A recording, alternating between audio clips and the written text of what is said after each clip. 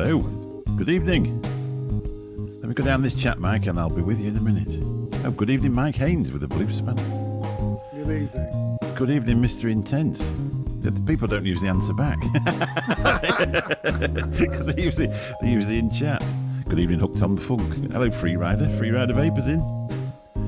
And Becky. But actually, Freerider got in before Becky today, so there's something going on there. Hello, Scuba.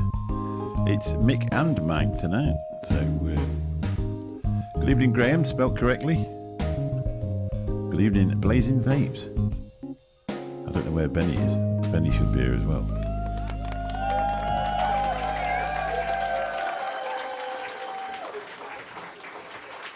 Now we can wave.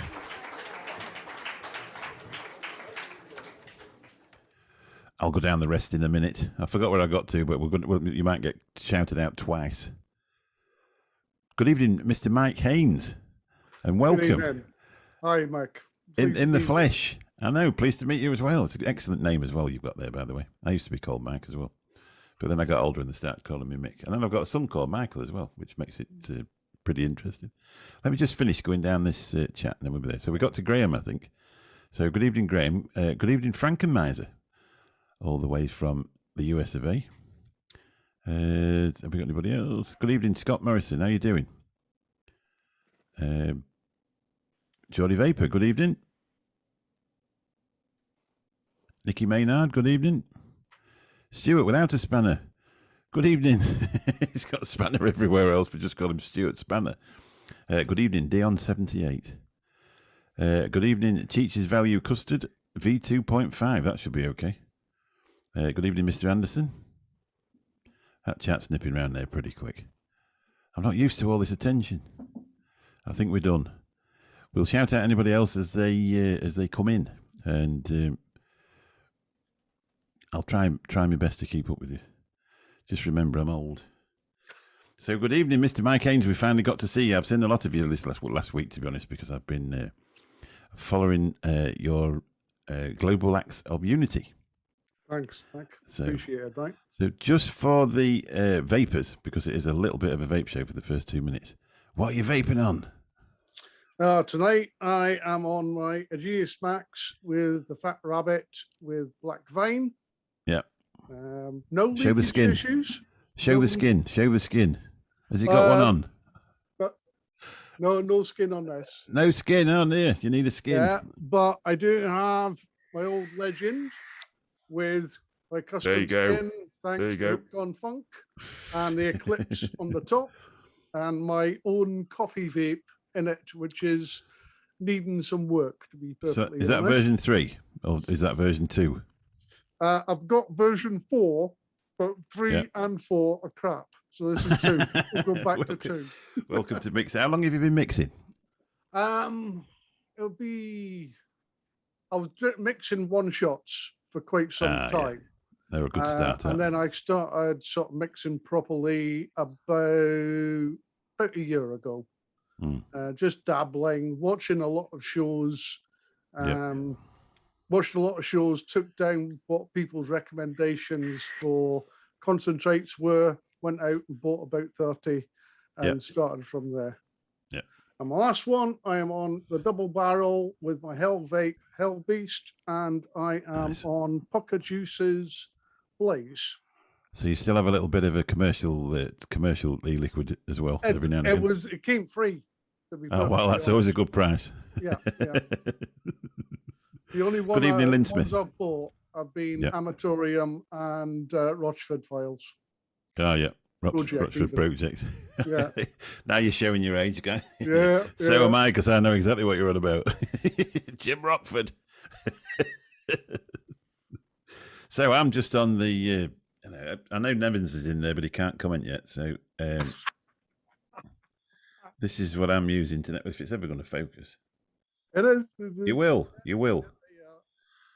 With the blue. God, what am I about? Arbiter on there. And I've got the Arbiter Solo that I'm leaving that on the desk now, just chugging away. I'm trying to think what I've got in that one, to be honest.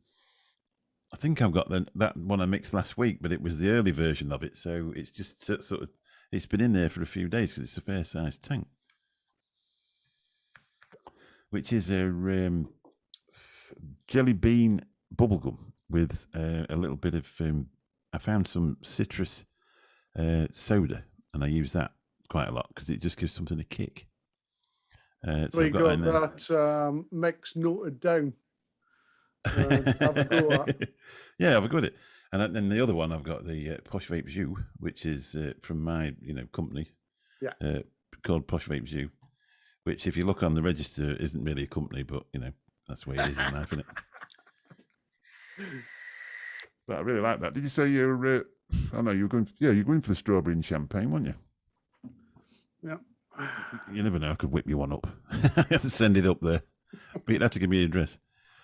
So, to more serious things. You're obviously Mike Haines, and your group, is that the way proper way to call it? You're the head of the group, the Global Acts of Unity. Yeah. Which promote cooperation between people and religions to get on with each other. Is that the easiest way of saying it? The unity. Yeah. After sadly losing your brother to in a terrorist murder in 2014. Yeah. Your brother David, which is, I've watched a lot of it, and to be honest, it's still hard work. So I can't imagine how difficult it must be for you, because obviously I've been looking through that, and obviously David was a aid worker, and he was kidnapped in Syria in March 2013. 13, yeah. So he was actually captive for over a year. Yeah, 18 months. He was held for, along with other hostages from different countries. Yeah. And the US. Yeah. Yeah, there was an American guy, wasn't there? And I actually found it today, and it's, I've got to be honest, this bit was off Wikipedia. So they actually said that they did try once to actually go and rescue him, and it was a failed attempt because they'd all been moved. Yeah. Yeah. One thing that ISIS were very, very clever at was containing information, and they would move the hostages. They would arrive at a place, get put into wherever they were being held captive, and they could be moved 10 minutes later. Really? They were moved constantly to avoid an extraction team, which they successfully did, to avoid information leaking out, from locals and things like that. There was a hell of a search going on, and I know you understand. I can't go into details about the information that they tried to get out, but it was, I can't, honestly, I say I've been reading it myself, and I've been discussing it with my wife all week, to be honest. And we were just sort of like, wow, you just honestly, obviously, I can remember it on the story on the news at the time, and these things happening. But I think just as a person, you sort of look at it and think, oh, that's awful, and then you go on and carry about with your day. Yeah. And to be honest, until Jay mentioned Global Acts of Unity. And then said, I can't remember, he said something, why Global Acts of Unity was the thing. So I actually started to look into these things. And wow, it's just, mind blowing. And the fact that you actually know somebody, who's been affected by it, brought it home. So David was in the RAF originally. Yeah. He was an aircraft fitter. Yeah. Yeah. Going back generations and generations, all my family have been served in the forces. Yeah. My mum was Royal Navy. My dad was Royal Air Force. And then David and I both joined the Air Force, much to my mum's annoyance. She wanted you to go in the Navy. At least one Navy, yeah. And then he left that. Obviously, he left that to go to the Agency for Technical Cooperation and Development, which goes under the name ACTA. Are they French? Yeah, they're a French NGO. What happened was David he volunteered for the UN mission in Bosnia, Serbia, Croatia. Yeah. And he was initially involved with gathering evidence to bring war criminals to justice. Right. Yeah. He, at that point, that was the first time that he had ever come across refugees. Yeah. And that was the point that David's life changed. I like to say, when I give my presentation, my brother, in so many respects, was an arse.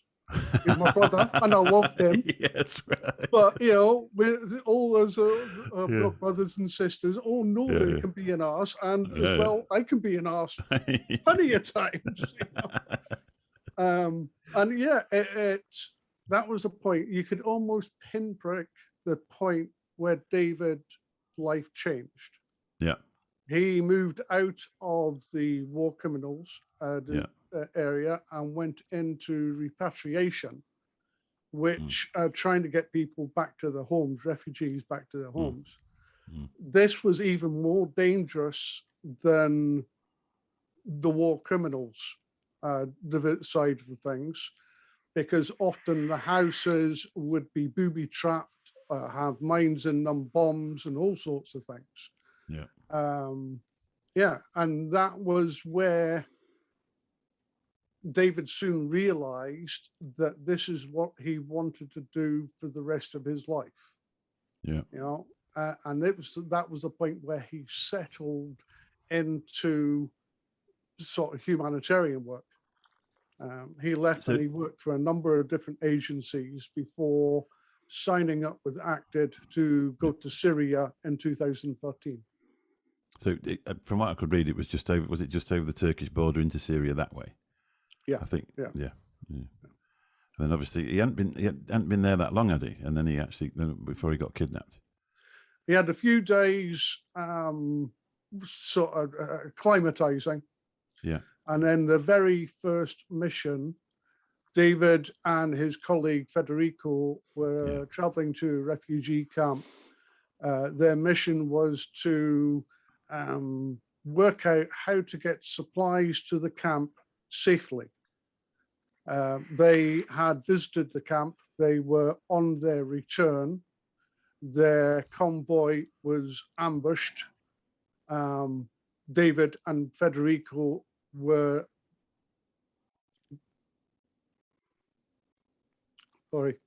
David and Federico were dragged from their vehicle. They were beaten senseless and then thrown into a van and driven off at high speed. And that was the last that any friendly faces saw of them.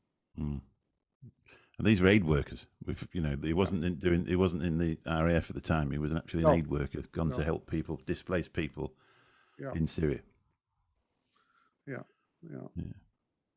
So obviously, then he was kidnapped, and then later, on the 13th of September 2013, aged 44 years old, he was sadly murdered. 2014, and it was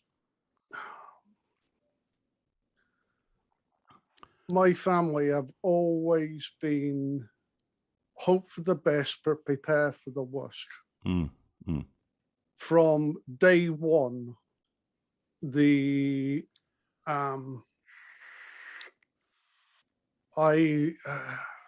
became the liaison between the family and the authorities, not just UK government, UK intelligence, military, but also French NGO acted, but also work in collaboration with other countries.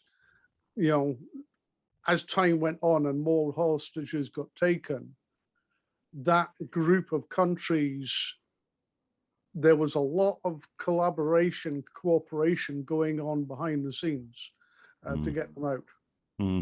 Oh yeah. We only sort of see things from the news, and you don't realise the level that these the forces and the agencies are working at. I know I've read the story how you were liaising with different agencies, and I mean it's there on the internet for anybody that wants to carry on with this after this show.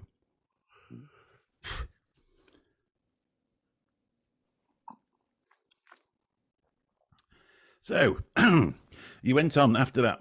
Obviously, I read that things went quiet after a while. So obviously you got a lot of time. So you had a little bit less to do, although you were doing that. So you came up with the global acts of unity. for a long time, we had no information, and it was only when hostages from other countries were ransomed and got out that we had any sort of information. And then Federico, who is Italian, was ransomed out by the Italian government. And Federico saw it as his job to get David out of there. You know, he worked for days, weeks on end with the intelligence, with the security, with the military, you know, to give as much information as he possibly could. And Federico, in that 18 months that they were held, they didn't just sit in some cell. No. They were brutalized. They were forced to fight each other. They were tortured. And they were aid workers. Some were aid workers, some were reporters, some were just. They were all in at that time. You know, just to reiterate, your brother was in a civilian job as an aid worker. Yeah. And what was Federico? Was he a reporter? No, Federico was. Oh, he was an aid worker as well. He was an aid there was another worker guy that was another guy was murdered. He was a reporter, wasn't he? Yeah. Jim Foley, he was a reporter. Stephen Sotloff was a photographer. That's right. Alan Henning was he was the other British guy that was murdered 2 weeks after David. He was a local guy from Eccles, and actually he says, I've got to do something about this, and he organized with other people getting food, equipment, clothing out to the Syrian refugees. Yeah, and that's that. You know, that's it, isn't it? That they were there doing good, and they were, you know, and that sort of that. So obviously he was murdered, and then you decided that you were going to go, rather than, I'm going to quote you here. Yeah. If I hate the people who killed my brother, they win. Yeah. And that is a fairly powerful thing to overcome. You know what I mean? Yeah. I will not let hatred enter into my life. I will fight to my dying breath against the fear and discord they seek to install in us. This is now my path in life. This is why I created Global Acts of Unity. Yeah. It's amazing. That actually came about on the night that David was murdered. The 13th September 2014 was a beautiful day. Just a couple of days beforehand, I had moved most of my family to my home. Yeah. And we had filled the 30. David appeared in the Stephen Sotloff on the 2nd of September. He was an American that was murdered, and David was threatened by Mwazi and told that he was next to die. There had been such an outcry around the world. You know, the murder of Stephen Sotloff was, Jim Foley, Stephen Sotloff was terrible. Yeah. But this was an aid worker. Now, the thing is that the Quran states, you will not kill the Good Samaritan. All right, you will not kill someone you invite into your home and enlarging that into your country that is there to help. And they did. The night that David was murdered, we had all gone to our beds, and I was sat on the side of my bed undressing. It was 3 minutes past 11 at night when the phone rang, and it was my contact with the government tell me that David had gone. And like, I was the biggest coward in the world.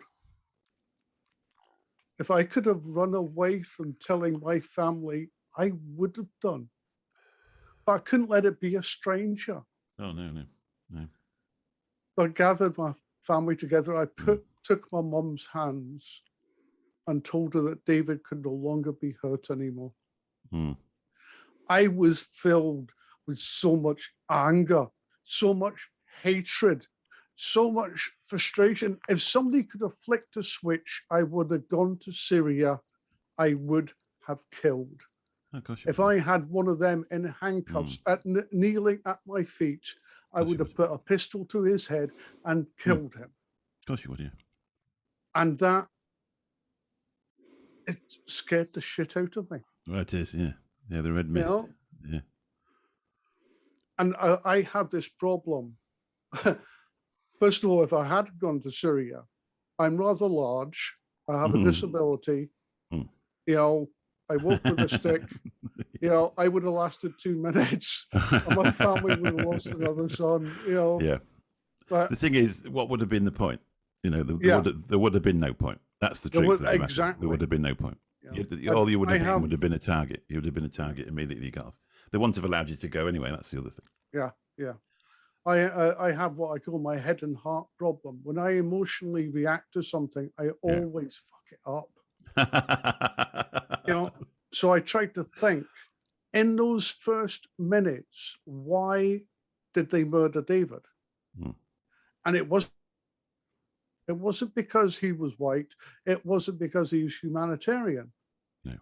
And then it sort of hit me. It really was an epiphany moment, Mick. Yeah. It was a bolt of lightning. Shit, it's about hate. Yeah. What they want is for me to stand up and preach hate. And if I did that, and I had this hate inside me, I still do have this hate, but I choose not to act on it. No. And that, there was a second moment of when I realized that all terror attacks are about the spreading of hate. Yeah, and terror. And I'm a serviceman. My family are all service. It's in our DNA to fight. And I thought, how do I fight what they're trying to do to my country, my people? And it was, right, I've got to stop this bloody hate. Yeah. And that's when Global Acts of Unity, the idea of it came into being. And you've done a good job. You obviously, the people who have not looked into it don't know. You've been around schools and colleges, and you've done speeches, not only in England but also in Scotland. Wales. Did I read somewhere that Scotland don't fund you? England does, or is that an old one? There's everything that I do about half the work in total that I do is unfunded. Yeah, I get funded for some of my work south of the border because they have different rules on on funding projects like GAU. Yeah. In the past 7 years, I have gone through 90% of my ceilings. Really? Because if there's no money there to do it, I'll get money out of my own pocket to fund whatever it is. Yeah. Is it a charity? Is there anywhere anybody could, if they wanted to? Is there anywhere anybody could? Yeah, we have a GoFundMe page on GoFundMe, Global Acts of Unity, schools tours. Look up Global Acts of Unity. You'll find us there. Even £1 would help. It is. We're in the process. We were a community interest company. Yeah.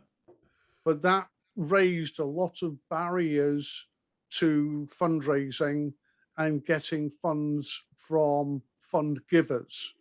Yeah. So we are in the process, and we actually at this minute have our application in at the Charities Commission, and we are awaiting their nay or yay. Hopefully, please be a yay. Let's have a yay. Yeah. To actually allow us to go to fund givers and do more fundraising. Because you don't. I mean, you would. I've read as well a speech that you did, and you were saying in lockdown, people could have. It would be easier if somebody was in an area. They could be radicalised it more easy when you're in a lockdown situation, because obviously then they're only going to see a certain amount of people, and if those were a negative influence on them, that would be a detrimental thing, and they don't get a chance to then go and meet somebody else to give them the other side of the argument. You know, Yes. Yeah.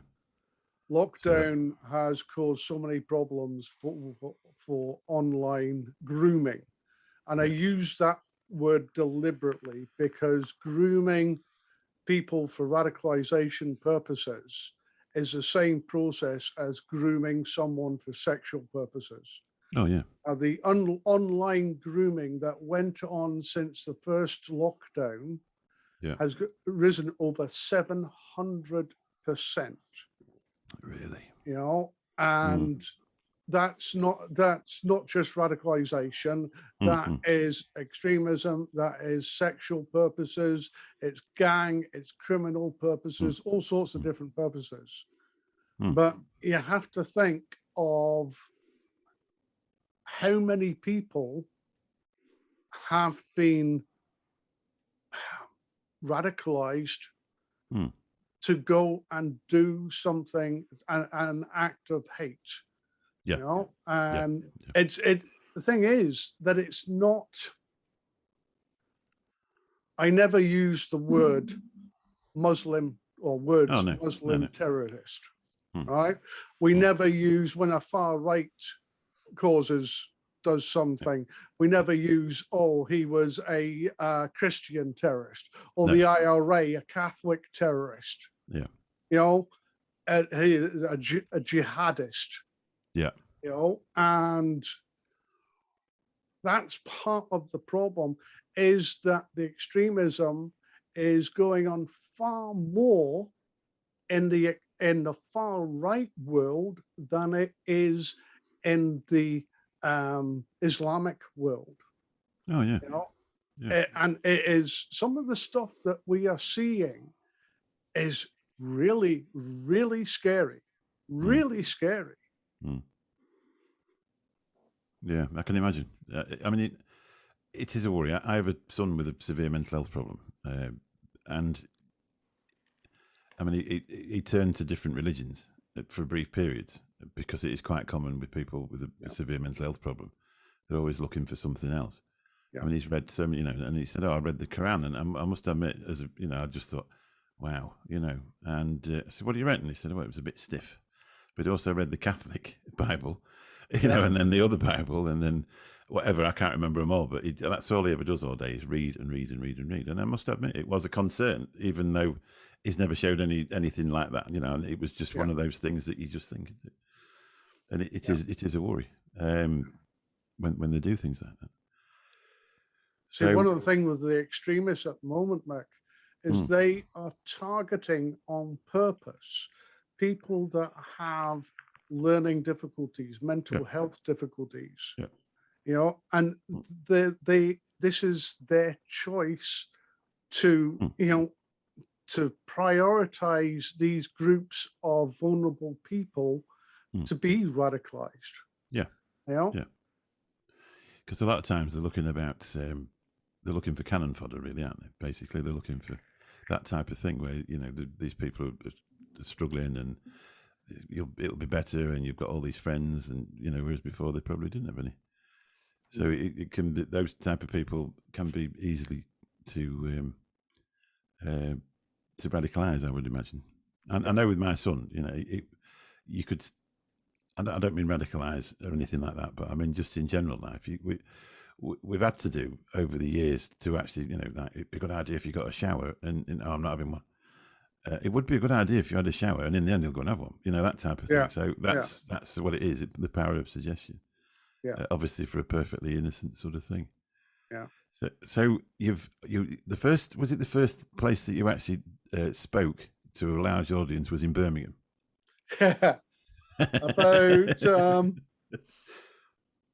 so after I had done a number of TV interviews appeal straight after David's murder, to try and not get innocent Muslim people hurt, injured, blamed for my brother's murder. You know? One of the things I want to get straight is that by murdering David, right, I'm not taking the others here. All I can talk about is my brother. Yeah. By murdering David, they murdered a man who believed in God. That's against the Quran. They murdered a good Samaritan. That is against the Quran. They murdered someone that they had invited into their home, into their country.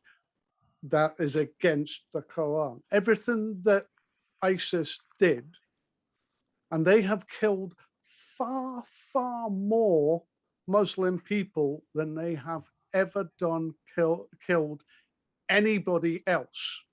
Yeah. You know, other faiths, other cultures. Yeah. You know, they are barbarous beyond anything. So, sorry, Mick. First thing. So, yeah, I got, so shortly after my brother's memorial, which was one hell of occasion and a good old-fashioned wake. At the end of it, it was a brilliant night. It was a brilliant night. We had the ex-service bikers there. We had all sorts of people, and they were brilliant. It was just wonderful. It was a good, proper week. They sent him on his way. So about 2 weeks, 3 weeks after David's memorial, which is the start of October, I was invited to a multi-faith event in Birmingham.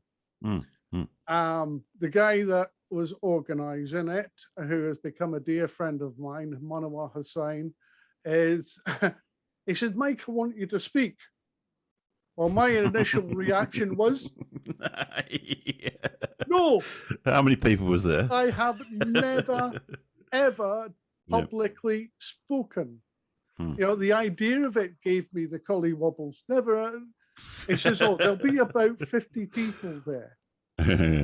So he started off at 5 minutes. I had to cut a long story short. I got him down to 90 seconds. I spoke for 90 seconds, shivering the whole way through. And then afterwards at the meet and greet, this boy tapped me on the shoulder. He says, Mike, what are you doing tomorrow?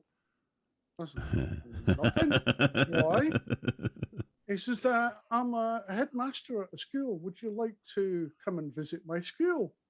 And in my head, I'm going, why do you want me to go to your school?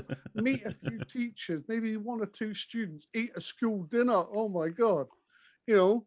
Yeah. I thought, okay, no, I'll go. We met outside. We walked into the assembly hall, 1,400 students. All staring at me. The pile of bricks behind me was taller than I am. My God. And I couldn't tell you to this day what I said. Really? But I know that at the end, there were dozens of these students coming up and saying, Mike, that was amazing. You know, that is the best thing that I've ever heard. I'm not going to hate. I'm not going to let people. And it was there that I understood that the audience, the prime audience for Global Action Unity is our youth. Yeah. We are over 100,000 people so far. Really? I think it's 109,000. 109,000? Yeah. My biggest audience has been 28,000 people in Trafalgar Square in London. My smallest audience has been 1. And you know something? It doesn't matter the size of the audience or anything like that. Yeah. I still get nerves. Do you still? My knees chatter away like nothing else. You know? I've got to be honest, this was the first one I was nervous about. So you passed it on to me. It has, but in every audience, and I've spoken at all sorts of different places, including a hospital trust that shut down all the non-essential units and got them to come along and watch me give my presentation. Brilliant. Absolutely amazing. Yeah. But the schools, what you see there, you see that the schools are my reward. Yeah. You know? Yeah. I did a thing on my last, the Q&A sessions, the question and answer sessions about, what do you call it? Somebody accused me once or said to me, are you not just living off your brother's murder? Oh. And yeah, no, it's a fair enough question, you know? And I always say that there's no boundaries to the questions.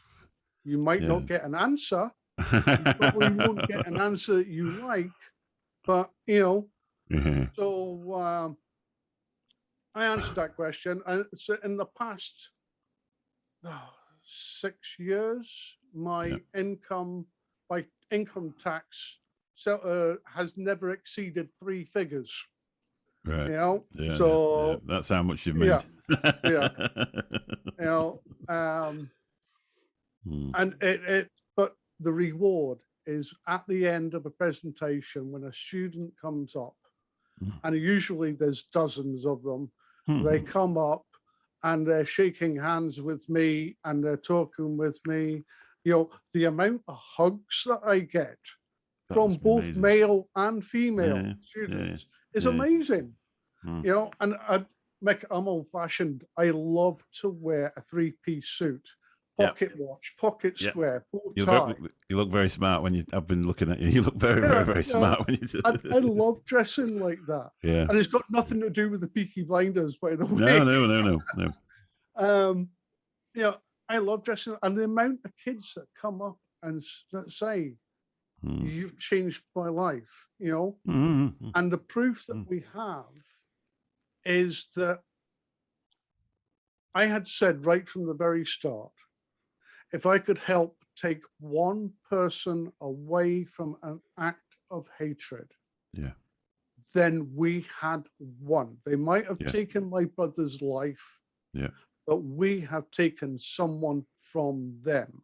And by them, I mean all extremism, all terrorism. And we have a file that's that thick, full of letters from kids themselves, parents, teachers, schools, police, you know, even Prevent, saying Johnny has turned his life round and has become a positive member of his community. Brilliant. You know, and so you haven't just saved one of you. You saved in the world. Yeah, of course it is. Yeah. Oh, yeah. Because the thing is, like you say, you've stopped it happening again. You've stopped it repeat again. I just try to do my little bit. Yeah. You know, there's many people in our communities that try to do. You know, as a good friend of mine, Fegan Murray, she lost her son in Manchester. You know. Oh, right. I was in Manchester the night of the bombing. Yeah, I saw you on the telly. I was actually in Borough Market 2 hours before the attack. Really? For a while, I was talking with my psychologist, thinking that I was a jinx. That was the one at the MEN Arena. Yeah. Ariana Grande concert. Fegan Murray, and there's so many other people that we have seen. You know, out in Tunisia, all these attacks that have happened in our country and farther abroad. People have turned around and are doing positive things and stop their, you know, stop things happening in their communities, you know, to stop the hate. Yeah, and that's an amazing thing. So we need to move on a little bit, because on the 29th of November 2018, you got your call from Buckingham Palace. And off you God. went. Off you went to meet Prince William, I think it was, wasn't it? Yeah, it was. And you were awarded the Order of the British Empire. Mr. Mike Haines, OBE. No. Is that your Tesco's badge? Yeah. I actually read about that and I laughed because it was amazing where you said, "Oh well, I spend every day thinking they've got the wrong guy." I still don't believe it. I really, when the letter, we were getting some work done in our house.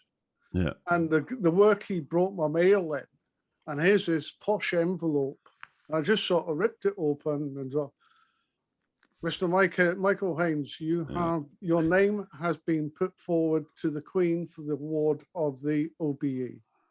And I went, me.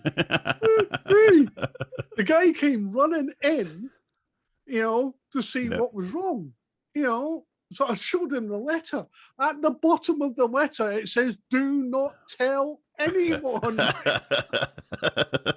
Well, just him then. It was an incredible occasion. Yeah, but it was. Yeah. It really was wonderful, and it's such an honor. Yeah. But the honor goes. You see, I have my family that support me, my wife who keeps me stable in many ways. I've got one of them. I have, the best in the world, aren't they? I have a team of people that help me. Yeah. And not just that, it's the students, the people that have come to my presentations, listened and done something positive, that they deserve the award. And I'll put my hand up and say, yes, I accepted the award, and I've got it down the stairs, and on the Queen's birthday, if I'm going somewhere special, I'll put my medal on. Right. You actually get a medal for it, do you? Yeah, you actually get a medal for it. And it is an incredible honor, but the honor goes to everybody that's involved in Global Acts of Unity. Yeah, but with everything, there's got to be somebody that's started it and organised it for a start, and so you deserve it. Obviously, you deserve it just by the stories you've told us. I mean, the first time I've ever met you, I've done a lot of reading about you. I'll be honest. The thing is, I had to follow BBC, CNN. I thought, I'm just a cab driver from Lincolnshire, and I thought, well, I'm going to have to prepare for this one. It was a lot easier with Benny Vapes.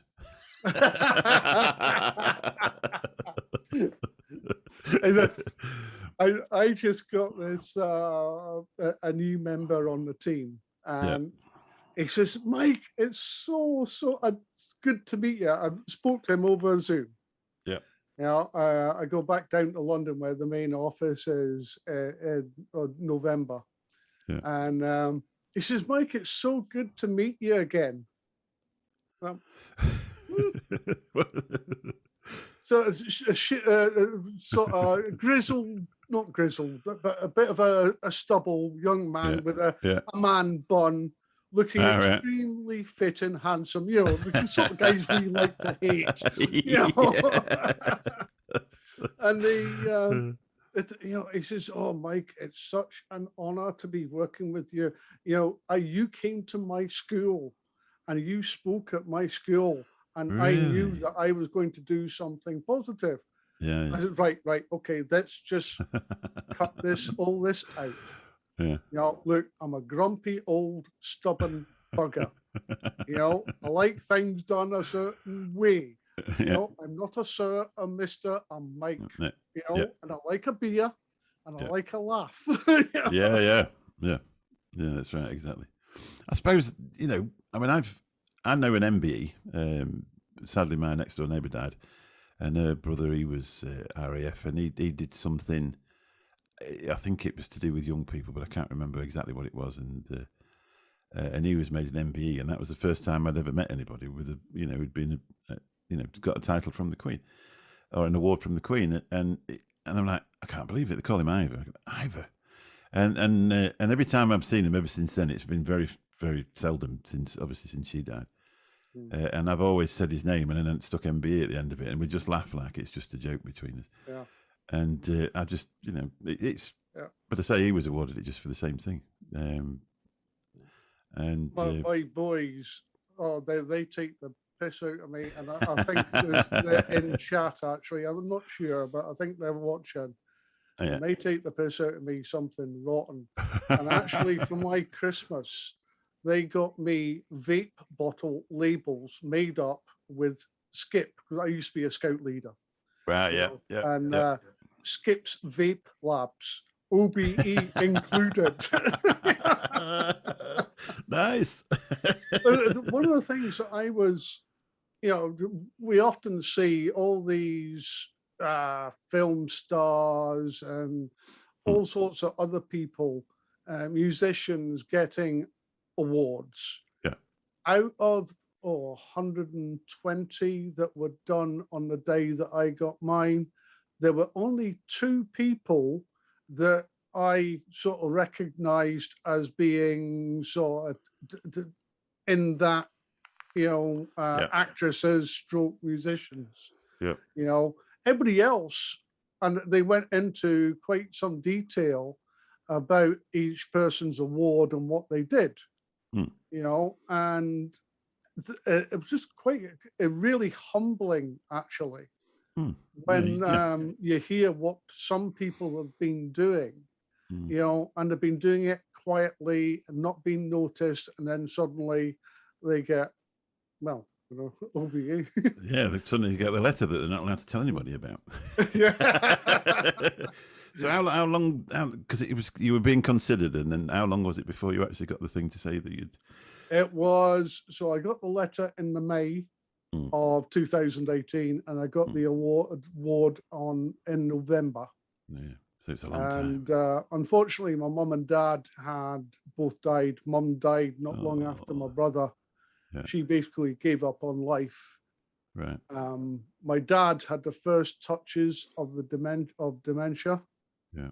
And he, in the 48 hours from when I told my mum and dad, I lost 75%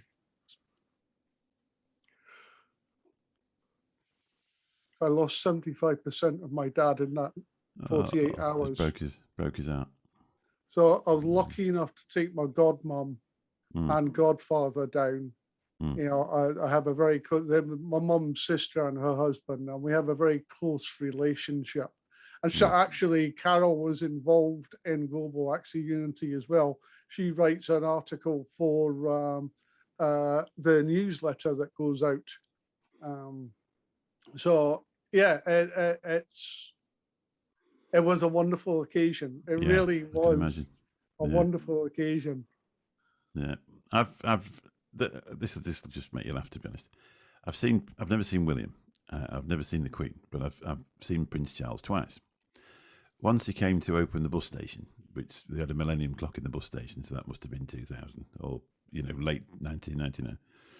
And I'm stood there and he's walking towards me and he's looking at me, and I thought he's going to shake my hand. He's going to shake my hand, and then he looked down in front of me, and there was a little kid stood there, and he shook his hand and walked off. Anyway, I sometimes, or in the past, I used to drive a chef round off the telly, and I took her down to a thing down at, I think is it Ali Pali? And they got it all set off, and there was some famous cooking stars in there, and she was doing displays, and Charles and Camilla were coming. So anyway, Charles comes walking down, and I thought, I've spotted him. So I took a couple of photos, and then his security man gave me a flick just in there, and I went, oh, yeah. I tell you what a look on his face, honestly, this bloke, you wouldn't have messed with him. He was obviously SAS or something. Yeah. And I was telling somebody about this story, and I said, if anything, next time, if he doesn't shake me hand, I'm not going to bother with him anymore. That's me and him done. I've had a smack in the guts, and I've been sacrificed for somebody stood in front of me, But that's the only dealings I've had. Apart from just recently, it was my mum and dad's 60th wedding anniversary, and we applied to the Queen to let her know. And the next day, the card turned up, because we actually, by the time we did it, it was the day that it was their wedding anniversary. But it turned up the next day, so I got a photograph of my dad. I said, did it have a stamp on it? He says, no, of course it didn't. But that was the same sort of envelope as you described with the emblem on the thing. And wow, beautiful. Yeah. And then there's a beautiful picture of the Queen on the card, and it's got a tassel at the bottom of it. And congratulations on your diamond wedding, which I thought was really special. And my mum is absolutely in love with it. Yeah, and it's so special. Yeah. It makes you pleased, you know. It just, I mean, there's some people not into the royal family, but I always have been. I'll be honest. I always look on them. I must admit, I'm lucky enough to have met quite a number of them through GAU and stuff like that, and my actual favourite is Camilla. Really? So Camilla and Charles wrote my mum and dad a really deeply personal letter. Yeah. And there's a national memoriam to the victims of British victims of terrorism in the Royal Arboretum. An absolute amazing place. Yeah, it's well worth a visit there. But hidden away in a corner is a memorial to the British victims of terrorism. Yeah. And Charles and Camilla opened it. And afterwards, at the meet and greet, I approached Camilla. I just wanted to say thank you for the letter. My mum treasured that. All her days until she died. Yeah. And in fact, the day that she died, it was in a handbag. Really? Yeah. So that's how much she did, yeah. Yeah. And I went up to her and I said, look, Mom, I'm Mike Haines. I'm the brother of David Haines. You wrote a letter to my mom and dad after blah, blah, blah. And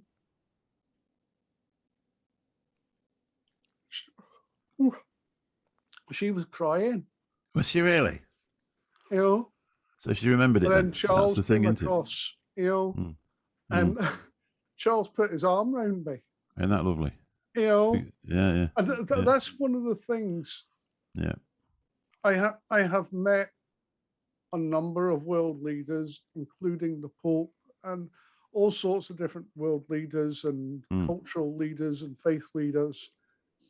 And what I've seen over and over again is they're just people. Okay, yeah. You don't realise, do you? Yeah. And so, and actually, what he could, David Cameron? Prime Minister David Cameron. My wife and I were going to invite David Cameron to our wedding. Right. Now, the first time I met David Cameron, I said, I want to thank you for all that you are doing to get my brother out, but I don't agree with your politics. And he was actually a really nice guy. I've had tea and scones with him. I've been in the building. Send Mike Haines up. Well, I'll take a cup of tea. And we swapped Christmas cards and stuff like that. Yeah. But taking all that public shit, aside, all that, the politics and stuff.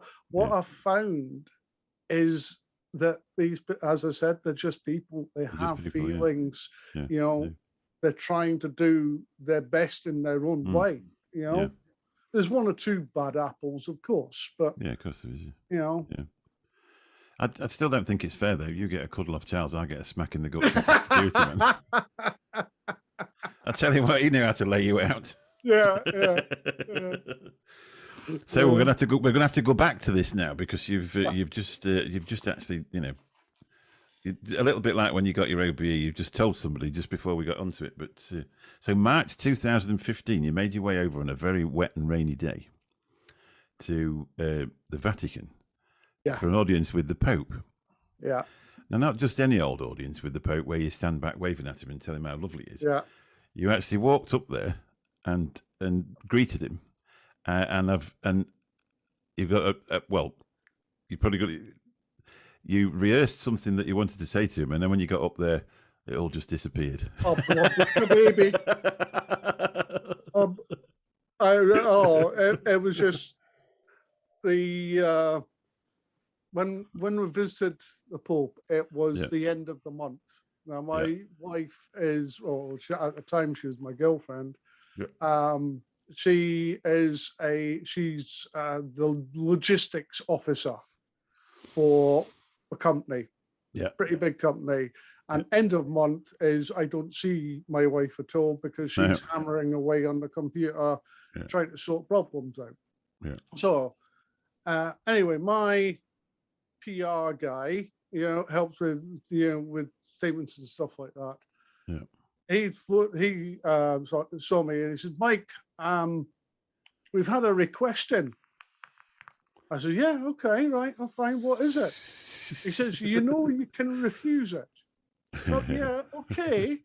Right, no, honestly, you don't have to say yes. And he kept on going like this. I'm like, for fuck's sake, Bobby, what the hell is it?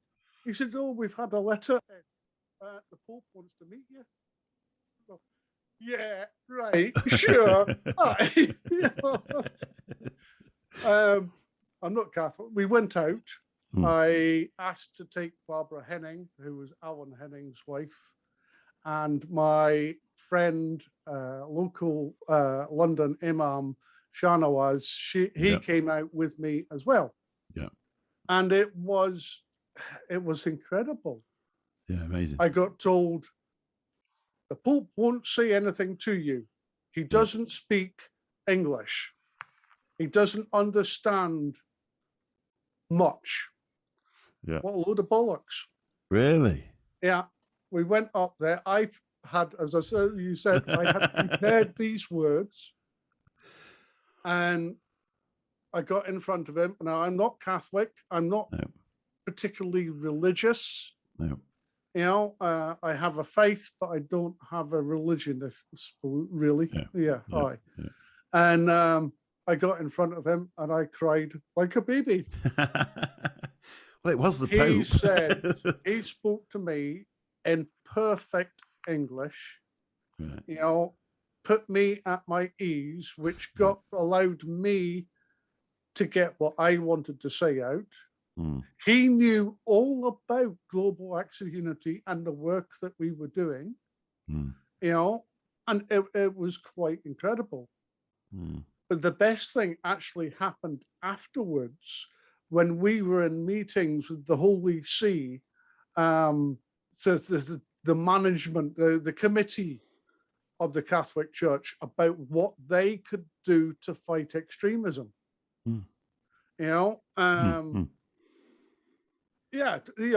Me. And that's one of I am not a clever person. I'm definitely not an academic person. No, I left school with enough O levels to join the Royal Air Force at 16 and a half. I went back to college as a mature student and I got a degree. But it took a lot of hard work. And I quite often get asked my opinion on counterterrorism, countering violent extremism. And it staggers me because the only qualification that I've got to speak is that my brother was murdered by ISIS. There's a hell of a lot of people in that ballpark, But I'm learning a lot, shall we say. I can imagine you are, But I suppose the thing is that you brought people together and you're actually trying to change the world for the better, which sounds a bit... No. I'm just one small cog in a movement of many people who are trying to make a more kinder, more tolerant world, community, society. I mean, you do see it. You do see things, and I'm talking about extremism now. I'm talking about, for instance, the Brexit vote. Regardless of whether you thought the Brexit vote was a good idea or whether you didn't think it was a good idea, the opinions afterwards were, if you'd voted for it, you were obviously stupid, and you didn't really know what you were on about. And that was the one that went on, and it was portrayed by the media as well. all the way through, right up until the actual day that we came out. It was only, nobody thought. They just thought, well, we need to have another vote. And it's the same, I suppose, with the American elections. It's like, it was a democratic election. Well, it can't be because we didn't really want it. Obviously we didn't want it, so it can't be. So we need to have another election. It's all been rigged. It's all been that. And that sometimes in modern way, and I think sometimes social medias can be at fault for putting, because I watched something one day and they were saying that 90% of the content on Twitter is put out by 3% of the people that are on it. Yeah. So the rest of the people are just getting onto it and think, oh, just check Twitter. And every time you look at it, there's a negative thing on there to something else. And in the end, even there was a thing that popped up on Facebook, and it's like the government are on about, don't want you to vape. And by the time I'd seen it enough times, I was busy and I just kept looking, and it was We Vape, I think it's called. It keeps coming up as a sponsored post.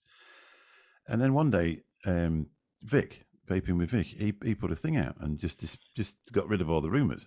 You know what I mean? And now when you actually look at that sponsored post, you can see where it's spelt wrong and it's all sorts of things. But somebody's spending, I went into the analytics on there, and somebody was spending £500 a time to put this message out there. Yeah. So that's what it is. And I'm not saying radicalise in any way, shape or form, but what I'm saying is people can easily change your opinion by bombarding you with negativity going against what you actually believe yourself. And like you say, with a lockdown, you're all sat there and you're vulnerable for anything. Not just that. It can be anything, be gas salesman or anything, because you're already out of sorts because your life's changed because of stuff like that. And it's amazing that you've actually took something positive and gone on to change attitudes with Global Acts of Unity. Honestly, Mick, there is loads and loads and loads of people who are doing far bigger and far better things than I am. As I say, I'm just part of that movement to try and make things a kind of well. But if I could go back a little bit to what you said there, for me, it started with the Scottish independence vote. Right? I'm Scottish. I was born St Andrews. I served Queen and Country. Now it might sound like a what's the word I'm looking for? Might sound silly, but I joined the Queen and Country. To serve my Queen, to serve the country. Yeah. And so I had quite a conflict going on within me about which way that I was going to vote.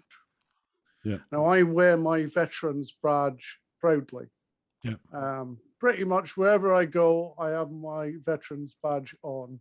Yeah. And I was in the town centre where I live and doing a bit of shopping, and there were some people there who were pro-independence. And so I thought, okay, let's see what they have to say. I try to keep aware and up on politics. So I went across to have to one look at my badge. Oh, you're not going to vote independent. You're just scum. You're a BB killer. And spat at me. And I could not believe that. And I was absolutely horrified. And the stuff that was floating around on both pro-independence and anti-independence was disgusting. It really, really was disgusting. That's what they were doing with the Brexit thing. It was, it was just the attitude of people. I'll bet you voted to leave. It's like it's some sort of form of insult.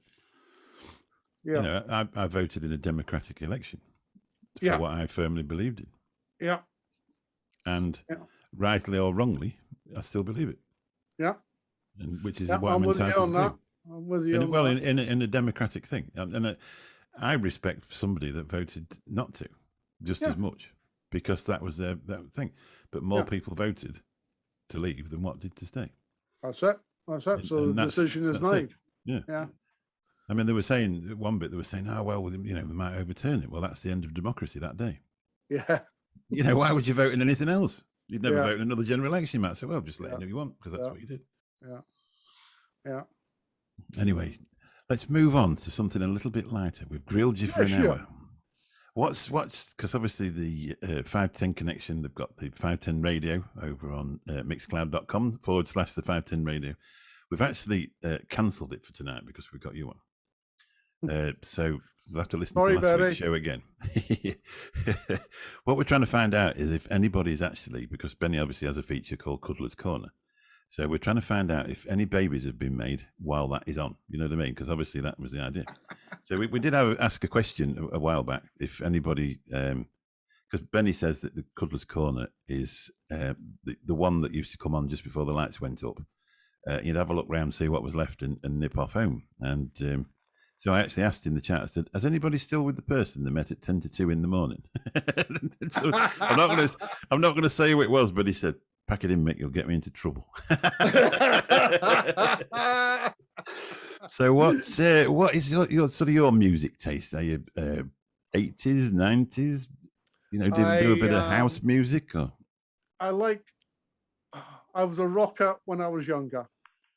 Did you have the long hair? Still love my rock. Led Zeppelin, Hendrix, Rush, Deep Purple, you know, all that. I love it. And got a whole load of concerts coming up. Wait to see Whitesnake, wait to see Deep Purple. We're going to see Joe Bonamassa, all sorts of different people. I love going to concerts. He played at Newark a few years ago. Have widened. I love soul to dance to. Although these days, because of my disability, my dancing days are pretty much over. You know, but I love soul music. I tell you, you're talking about the 510 radio. Yeah. I listen to Steve on the Rock Show. Yeah. I listen to Benny on the 80s show. Yeah. Both Steve and Benny have done requests for me. Yeah. You know, there'll be a request into Jay. I love Jay's show, Hooked on Funk show, because there's such, you can never guess what's going to come next. Yeah, I'm into the songs in different languages. Michael, I can't think what they used to call him. The guy who used to be on Songs of Praise. He used to do a Sunday show on Radio 2, and he always used to do two songs in a different language. Yeah. And the amount of songs I've picked up off there, you know, pressed search on Shazam, and then I've still got them in my list. And you know, I think that's a cracking thing, just to listen to music in a different way. But I'm a little bit like you, really. I really love Led Zeppelin. Like Zeppelin 4, you know, I can nearly sort of sing it with my eyes shut. Yeah. It's one of the best albums ever. And not just Stairway to Heaven, because everybody always actually just goes for that one. Yeah. The whole album is superb. It is. It's amazing. Yeah. But I bought Motörhead. I can't remember which one it was. And I played it. When I first got it, I bought it because I was about the age where I thought, well, I want everybody to think I listen to this, and then they'll think I'm really cool. And I put it on and I thought, what a load of shit. And then I played it and I played it and I played it and I played it. And in the end, I thought, no, actually, it's really good, this. and I've had it, you know, I've probably still got it somewhere on a vinyl. I mean, it probably won't be worth it now. But, obviously, another one that I got into later in life is Pink Floyd. Yes. That's why I've got the original Dark Side of the Moon skin. But if you ever required one of those, I'm sure we could let the license go and let you just have one more just the same. Because apparently there's only two. I've got one and Bill's got the other one, and then there's two more, but he actually changed the logos on them because he didn't want anybody else to have one. So I was really into the sort of later Pink Floyd, and sat there listening to them, you know, 1986, Delicate Sound of Thunder and that sort of thing. And then recently, because I was sort of grew up at that time where when they split up, you had to go the right way. Otherwise, you know, the other guy, you don't want to be bothering with him. Yeah. And then last year, he did the lockdown sessions, and I've listened to it time and time again. And I like him that much. For some reason, the name of him's gone completely off the top of my head. And I'm getting to that age group now where I need to have idiot boards and just write things down just in daily life, because I just can't remember anybody's name. Dave Gilmour, or was it? No, the other one. Oh God. Yeah, that name's just gone as well. Anyway, that's gone. It'll come back, as Bill says, about 2 o'clock in the morning or never. Yeah. Well, Motorhead was my very first concert. Really? 1980. 14 years old. Here in in my local town. They were that loud. They structurally damaged the building. I couldn't hear for like 3 days afterwards. Yeah. And for a long time, there was no concerts held in the hall because of the damage that Motorhead had done. God. Yeah. Because Lemmy was in. What else was he in? I can't think what else he was in. No, it's gone. That's gone as well. That'd be another one at 2 o'clock in the morning. I've got no. Quinn. Quinn. That's right. He sung. Silver Machine. Silver Machine. Yeah, that was it. That's one of my. That's one of my. Yeah, I do. I love that. Yeah. I love that. I absolutely love that. And you can, as soon as anybody actually, Roger. Well done, Mowgli. Roger Waters. That was exactly what Roger it was. Waters. Yeah. Well, I found one of his concerts, and it was the Wall concert from 2014. I found it on Sky, downloaded it, played it loads of times while drinking beer. And I said I'd already got the Delicate Sound of Thunder on there, but the trouble is the tellies have got better, and obviously it was recorded in 1986, so it's now really it's a bit flickery really now. But yeah. Come back when you've had a banana boom. Probably work. I'll tell you about that when we're not on here. And it was. And I really got into it. And then I just flicking through one day, and Roger Waters doing his lockdown sessions, and you just think, what a talented guy, honestly. Oh, God, and for years and years and years, I never really listened to him because I was at that age group when they split up. Yeah. You thought, I've got to go on that side. Yeah. It's a bit the same as vaping, a bit the same as YouTube vaping. You always think, am I on the right side? Yeah. Well, actually, what I'm doing at the moment is I'm going back to the ska and mod of the late 70s, 80s, and sort of re-listening to that, because of course at that time you couldn't listen to that because I was a rocker. Yeah, that's right. Yeah. That's right. Because if somebody had averred you, even though you liked it, but even then, to be honest, I would listen to Madness and then Motörhead straight after. Yeah. And I think the first Pink Floyd thing I bought was it must have been Another Brick in the Wall on side A, and on side B it was One of My Turns, and on a 45. Yeah. And I've loved that. I absolutely love that song. And if you look round, you can actually find one with Jerry Hall doing the lady's voice. And I think it was I think it was the Berlin one. Then they did it for Berlin, and there's all sorts of different people doing the voices on there as well, singing the songs as well. I didn't know that. Jerry Hall, but she does it with a Texan accent. So when she goes so it comes out as "Want to take a bath."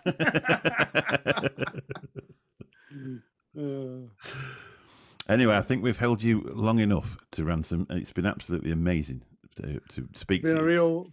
It's been a pleasure. And you're the first OBE I've ever interviewed, and you're the first person I've been nervous about being talking to. So bugger that, mate. And if you see Prince Charles again, can you have a word with him and say any more of that? Yeah. And I'm gonna. That's it done. Next time, go up to him, give him a good kiss on the chops. Well, if he just got his security man not to smack me on in the guts again. That'll be all right. I tell you what, you always think about these people, you don't realise how highly trained they are, do you? Because it was a simple flick like that, and he knew exactly where to do it. And I wasn't even in the way. Yeah. And we wish you every luck. And obviously that GoFundMe will be in the description for this video. The comments are going to be, obviously we were worried sometimes people's reaction to listening to things would give the wrong impression until we got the story out. So what we've done, we've restricted the comments in underneath this video, so they'll have to be approved. So if you put anything in there untoward, going against what Mike's obviously trying to achieve, you'll find out that your comment won't turn up. Yeah. So be nice. So can everybody just do me one thing and put some love hearts in that chat? Mike, can I very what do you call it? Greedily, can I plug? If anybody in chat wants to ask a question about globalactsofunity, about my life or anything, then you're quite you're invited to drop me a line, mike@globalactsofunity.com, and I will answer you. And we have a video series called the Q&A sessions, question and answer sessions. And it's questions that I get asked at presentations, but also some that I've been sent in by email. So if you would like your question to be answered in the series, drop me an email. You'll be saying that tomorrow when you've got 2,000 emails to look at. Thank you to everybody that's been in chat tonight. I've noticed it's not been going around that quick. There's a lot of people been listening and a lot of people talking. But please, take on board what Mike says. And it's very, very easy to come out with comments that you don't really believe. It's just something that you come out with when you see acts of atrocities and murder and things like that. But, please, if you're going to leave a comment, make it a nice comment. Thank you very much, everybody. And thank you very much. Thanks, folks. Take care.